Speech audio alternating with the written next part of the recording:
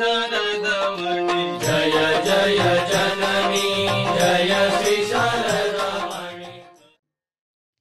সকল বন্ধুদের ও আমার গুরুজনদের কাহিনী চ্যানেলের পক্ষ থেকে সুস্বাগতম।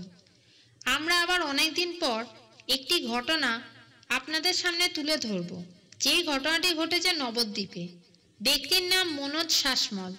তার জীবনে মা শারদামণি এত বড় ভূমিকা বহন করে যে তিনি সেটা কথায় প্রকাশ করতে পারবেন না। ও কী ঘটনা ঘটেছিল সেই বিষয় নিয়েই আজকের কাহিনী। এই চ্যানেলে যারা নতুন আছো বা আছেন তাদের বলি, এখানে সত্য ঘটনা অবলম্বনে কাহিনীগুলিকে তুলে ধরা হয়, যেটি কারো না কারো জীবনে কোনো এক সময় ঘটেছে। তাই এ ধরনের সত্য ঘটনা যদি জানতে আগ্রহ থাকে অথবা ভালো লাগে, তাহলে অবশ্যই এই চ্যানেলটি সাবস্ক্রাইব করে পাশে থাকবেন ও নোটিফিকেশনটি অন করে রাখবেন, এবং এর পূর্বে যেসব ঘটনাগুলি দেয়া হয়েছে সেগুলি দেখে আসতে পারেন। তো এখন শুরু করা যাক আজকের কাহিনী।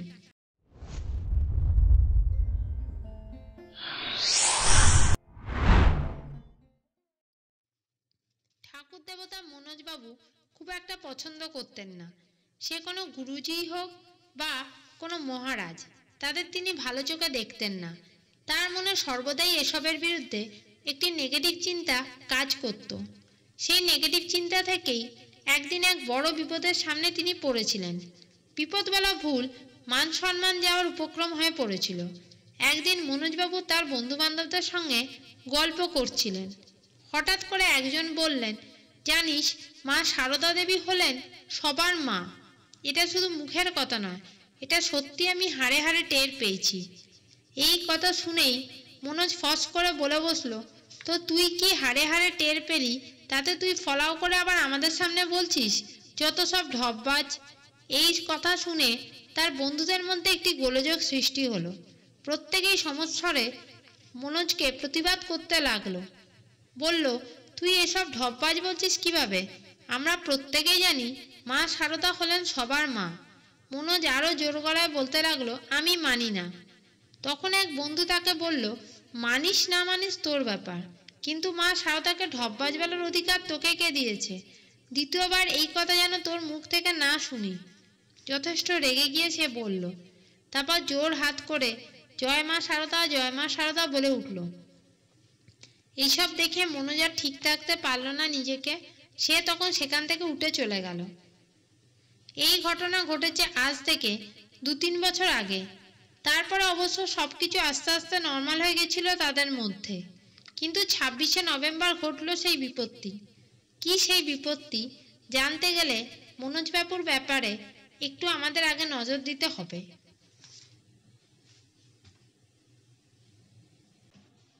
মনোজ হলো একজন ব্যবসাদার। তার বইয়ের ব্যবসা আছে, অর্থাৎ স্কুল স্টুডেন্টদের বই, খাতা ইত্যাদি বিক্রি করার একটি দোকান আছে। বিক্রি খুব একটা খারাপ হয় না। একদিন সে চিন্তা করলো ব্যবসাটাকে একটু বাড়াবে, পাশের জায়গাটা কিনে দোকানটাকে বড় করবে ও আরও নানা ধরনের বই সে রাখবে। তাই সে পাশের গ্রামের এক ব্যক্তির থেকে কিছু টাকা ধার করেছিল এবং ধার করার সময় সেই দোকানটিকে তার কাছে বন্ধক রেখে দিয়েছিল এবং কথা ছিল 1 বছরের মধ্যে লোনটি পরিশোধ করে দেবে। মনোজবাবু হিসাব করে দেখেছিলেন তার যে ইনকাম হয় সেই টাকা সে 1 বছরের মধ্যে সুদ সমেত আরামসে পরিশোধ করে দিতে পারবে। কিন্তু বিপত্তি ঘটল এই বেলা। ঠিক টাকা নেওয়ার 3 মাসের মধ্যেই ওই পাড়ায় আরেকজন বইয়ের দোকান দিয়ে দিল এবং ডিসকাউন্ট মনোজের থেকে অনেক বেশি দিতে লাগলো স্টুডেন্টকে আকর্ষণ করার জন্যে। ব্যাস, মনোজের ব্যবসা অর্ধেকের থেকেও কমে গেল। এখন মনোজবাবু বুঝতে পারছিলেন না সে কি করে লোনের টাকা শোধ করবে আর কি করে সংসার চালাবে। এদিকে 1 বছর হতে আর মাত্র 1 মাস বাকি। তার মধ্যে টাকা দিতে না পারলে কথা মতো তার দোকানটি ওই ব্যক্তি নিয়ে নেবে। মনোজ তার আপ্রাণ চেষ্টা দিয়েও তার পুঁজির ওপর সম্বল করে আরও অনেক কিছু করার চেষ্টা করলো, কিন্তু কোনো কিছুই হলো না। সে একদম ভেঙে পড়ল। এদিকে তার সংসার চালানো এক প্রকার দায় হয়ে উঠেছে। কোথা থেকে যে কি হয়ে গেল সে কিছুই বুঝতে পারছিল না। অবশ্য একেই ব্যবসা বলে, ব্যবসার উত্থান পতন সবই আছে। যাই হোক, মনোজবাবুর অবস্থা একদমই ভালো নয়। একদিন তার স্ত্রী বললেন, এখন তুমি কি করবে? 1 মাসের মধ্যে টাকা জমা না দিলে দোকানটা হাতছাড়া হয়ে যাবে, তাহলে আমরা সকলে মিলে পথে বসবো। তখন তার স্ত্রী বলল, তুমি এক কাজ করো, আমার যা গহনা আছে তা সব বিক্রি করে দেখো কত পাওয়া যায়, সেটা দিয়ে ধারটা মিটিয়ে দাও, পরে ভাবা যাবে কি করা যায়। মনোজবাবু তাতে রাজি না হয়েও কোনো উপায় ছিল না। এসব হাজার এক চিন্তা করতে করতে কখন তার চোখ লেগে গেছিল তা তিনি টের পাননি। তার পরদিন সকালবেলায় উঠে খবরের কাগজটা হাতে নিল এবং সেখান থেকে একটা হ্যান্ডবিল বেরিয়ে এলো। সেই হ্যান্ডবিলটি নিয়ে পেপারটি পড়তে লাগলো। তখনই তার স্ত্রী এসে বলল, তুমি চিন্তা করো না, রাতে যা কথা হলো সেই অনুযায়ী তুমি কাজ করো, পরে আবার গহনা তৈরি হয়ে যাবে। তুমি মা সরস্বতীকে নিয়ে কাজ করছো এবং কোনো অন্যায় কাজ করনি, তাহলে তোমার কোনো কষ্ট হতে পারে না, এটা আমার ধারণা। এই কথাটা শুনে মনোজ কেমন যেন একটা চমকে উঠল। হঠাৎ করে সে হ্যান্ডবিলটি হাতে তুলে নিল এবং হ্যান্ডবিলটি পড়ে পকেটে পুরে স্ত্রীকে বলল, আমি আসছি। এই বলে সে হন্তদন্ত হয়ে বেরিয়ে পড়ল। 5-6 ঘন্টা পর সে বাড়ি ফিরল হাসি মুখে এবং হাতে আবার মিষ্টির প্যাকেট। তার স্ত্রী কিছুই বুঝতে পারল না। তাকে জিজ্ঞাসা করতে সে বলল, সব কথা বলবো, তবে সবার আগে এই পটটি তুমি ঠাকুর ঘরে রেখে দিয়ে আসো। তার স্ত্রী তো অজ্ঞান হয়ে যাওয়ার মতো। তুমি আবার হাতে পট, আবার ঠাকুর ঘর, কিসের পট? জিজ্ঞাসা করলো।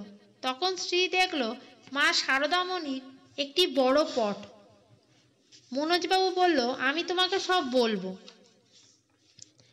মনোজ বলল, আজ থেকে 2-3 বছর আগে এই মা শারদাকে আমি ঢপবাজ বলেছিলাম, কিন্তু আজ মা শারদা না থাকলে আমার যে কি হতো আমি জানি না।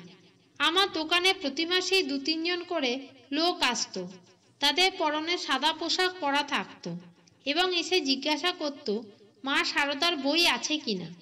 আমার দোকানে ওইসব বই তুলি না, কারণ ওইসব বইয়ের মার্জিন খুব কম, অর্থাৎ লাভ কম থাকে।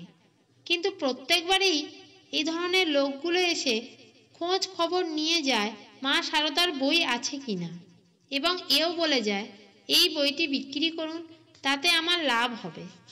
এই বলে চলে যায় ও বলে যায় সাবধানে থাকবেন। আমি যদিও ওদের কোনো কথার মাথামুন্ডু বুঝতে পারিনি এবং ওই কথার কোনো গুরুত্বও দিই নাই। গতকাল হঠাৎ কি যেন মনে হলো, সবই তো চেষ্টা করলাম মা শারদাকে একবার মন প্রাণ দিয়ে আমার সমস্যার কথা বলি, যদি কিছু হয়। কারণ আমার বন্ধুরাও এই কথা অনেকবার বলেছে।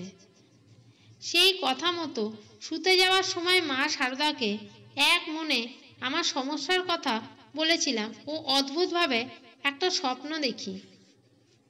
যদিও সেই স্বপ্নটি ঘুম থেকে উঠে মনে ছিল না, কিন্তু ঘটনার পরিপ্রেক্ষিতে মনে পড়ে গেল যে স্বপ্নে দেখেছিলাম একটি বড় স্কুল, নতুন স্কুল হচ্ছে, স্টুডেন্টরা সব বই খুলে পড়াশোনা করছে, ইত্যাদি ইত্যাদি।